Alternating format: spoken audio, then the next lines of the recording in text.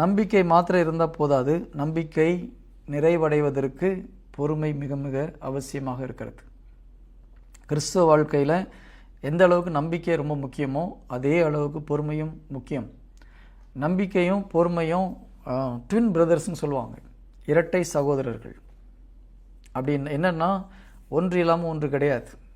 எப்பொழுது பொறுமையை இழக்கிறோமோ நம்ம நம்பிக்கை இழந்துட்டோம்னு அர்த்தம்.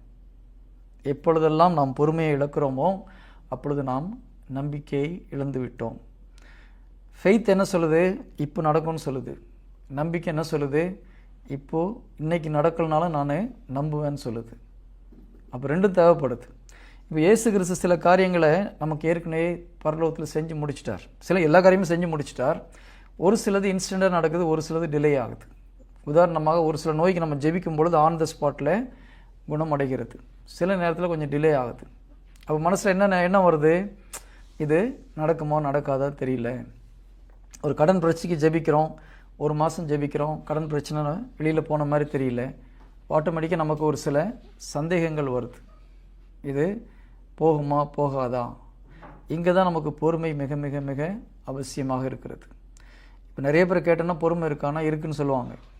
உண்மையிலே பொறுமைக்கு டெஃபினேஷன் என்னன்னு பார்க்குறது ரொம்ப ரொம்ப அவசியமாக இருக்கிறது. ஓகேங்களா?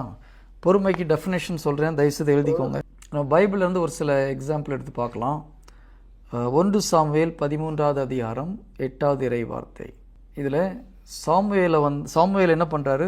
சவுலை ஒரு வாரம் வெயிட் பண்ண சொல்லாரு. அதுக்கப்புறம் நான் வந்த அப்புறம் எரிபலி செலுத்தலாம், அதுக்கப்புறம் பிலிஸ்தீனை எதிர்த்து போரிடலான்னு சொல்லி அனுப்புகிறார். சாமுவேல் ஒரு வாரம் காத்திருக்கிறார்.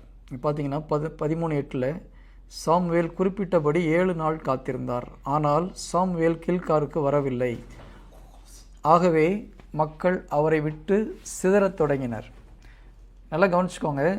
சாமுவேல் ஒரு வாரம் கழித்து வரேன்னு சொல்கிறாரு. ஆனால் ஒரு வாரத்தில் சாமுவேல் வரலை. சவுல் ஒரு வாரம் வெயிட் பண்ணி பார்க்குறாரு, சாமுவேல் வரலை. மக்கள் எல்லாம் கொஞ்சம் சிதறி போகிறாங்க. ஒரு பக்கம் என்ன ஆகுது? பெலிஸ்தீர்கள் சண்டை போடுறாங்க, நாட்டை கைப்பற்ற வர்றாங்க. ஆனால் ராஜா சண்டைக்கு போகாமல் உட்காந்துட்டு இருக்கிறார். சவுல் என்ன பண்ணுறாரு? சாமுவேல் எரிபலி செலுத்தின அப்புறம் சண்டைக்கு போகலான்னு வெயிட் பண்ணிட்டு இருக்கிறார். நீங்கள் பொறுமையாக அதை படித்து பார்க்கலாம். ஆனால் ஒரு ஸ்டேஜ் வரும்போது சவுல் வரலை. அப்போ இவர் என்ன பண்ணுறாரு? சாமுவேல் இவரே போய் எரிபலியை செலுத்துறார். அந்த எரிபலி செலுத்து முடித்த அப்புறம் பார்த்தீங்கன்னா சாமுவேல் வரார். வந்துட்டு சாமுவேலுக்கு பயங்கர கோபம். நீ என்ன காரியம் செஞ்ச அப்படின்னு சொல்லிட்டு அவரை சாமுவேலுக்கு பயங்கர கோபம் நீ முட்டாள்தனமான காரியத்தை செஞ்சுட்ட, இப்படி செஞ்சிருக்க கூடாது அப்படின்னு சொல்லி சொல்கிறார்.